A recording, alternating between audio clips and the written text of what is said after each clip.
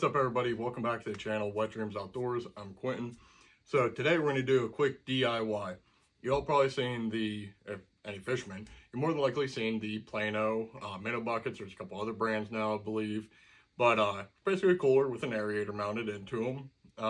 They're fairly expensive. So the Plano, I believe, the 19 quart, it's basically a 5-gallon bucket. It is I believe, $89.99 right now on sale at Bass Pro Shop. Regular retail is $119.99. So I have one of them, and I would like something a little bit smaller. I don't want to spend that much money on it, so just went to Walmart and seen what I could put together, just with some general camping supplies and fishing supplies. So what I first did was went to Walmart, checked out the coolers. So what I ended up deciding is going with this cooler here. It is a 24 can. It basically equates out to 16 quarts. So it's a little bit less than the 5-gallon Plano. But what I like about it is the Plano doesn't sit quite as tall. It's a little wider, a little deeper. So it takes up a lot of room in the ice fishing sled. And this, I mean, and preferably I'd like to use this for everything. But the Plano, it's a little big, it's a little bulky, it's a little heavy. So I want something just a little bit smaller, and this is going to get me there. So, part of why I've chosen this. So yeah, it's a soft shell. You're probably thinking soft inside as well. How's that going to be to clean? How dirty is it going to get? What's it going to be like? And, thankfully, you're wrong. It is soft shell, but it has a hard liner. That's actually the reason why I got this one. I wanted one with a hard liner because I can take this out, I can clean it, it's easy to clean. So another little thing, and it's kind of small little thing, but I think it's going to be useful. This one comes with a little shelf on the inside. Like I said, I don't think it'd be that useful, but it's ultimately what it's going to do. It's going to limit how high I fill the water up in here, so it's going to reduce some of that weight. But now I can put my wax worms and stuff. I can put all my other live baits if I want in one location. I can put them all right inside here. So while I'm going out, it's all inside one place. I don't got to worry about stuff being other places. And in reality, if I wanted to, I put my drinks in here. They're not going to be sent into minnows. So multi-purpose. I like to do that. So what I'm going to do, what I would like to do is, so we got the cooler, we got the bait bucket, we're going to call it. Now, and we just need an aerator. So, oh, and by the way, so just want to touch on this. This was $35.97 Walmart. So next, we need an aerator. So you just got this little baby bubbles. If you fish at all and you have any type of minnow bucket, you're fairly familiar with these. Little, just clip on. Got a little stone.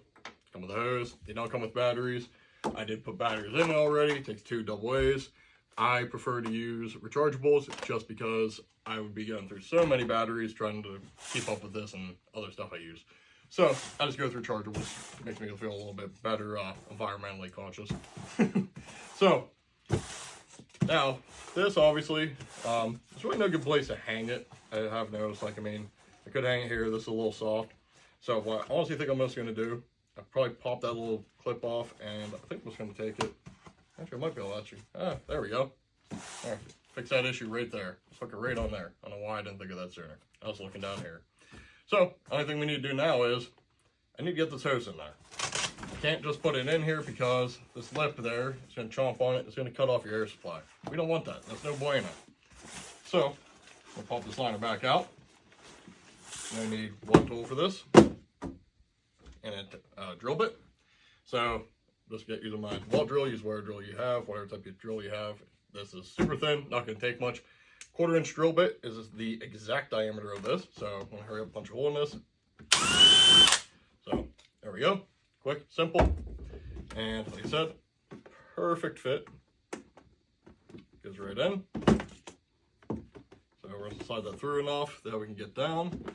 Now, right now, I am not going to do anything with the shelf. I'm going to leave it as is and just see how that works. See if basically whenever you get them in, just flip it up. So we're going to leave that set. See how this works out. I feed this hose down in there. I do gotta put the aerator stone on it yet. So basically right there we go. So now all we gotta do, drop it in. That does put the hose to hold down to the bottom. I can go a little bit further, especially being that we don't need this much up here. I don't want to, if I can avoid it, I do not want to cut the side, just because I don't want to cause any chance of fraying.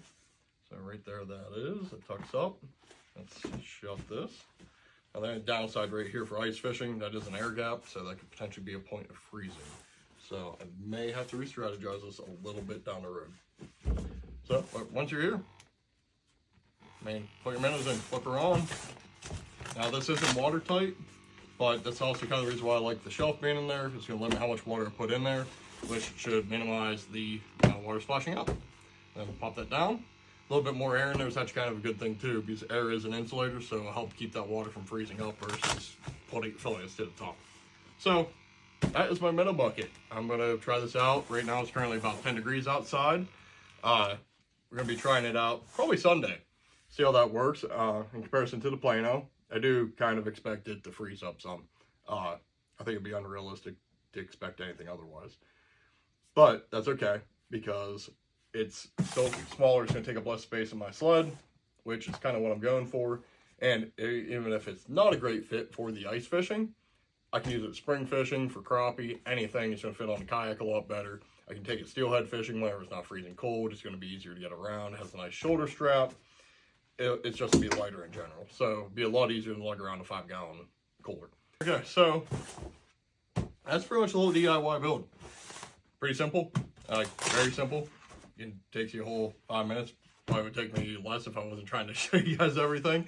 So total investment, $35.97, $6.97. Then because the Plano does come with a net that actually cradles the whole inside, it's useful until it gets dirty or until you get into ice fishing and it freezes, and it's pretty much completely irrelevant.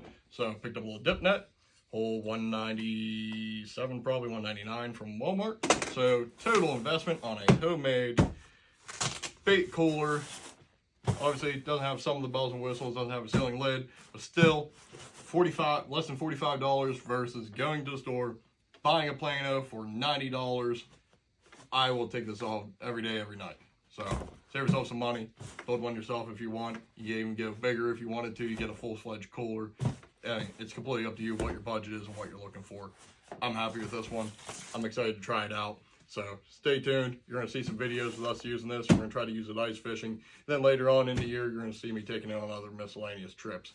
So thanks for watching. Thanks for tuning in. Hit that like and subscribe button for future videos. This is Quentin with Wet Dreams Outdoors. Keep your dreams wet. See you next time.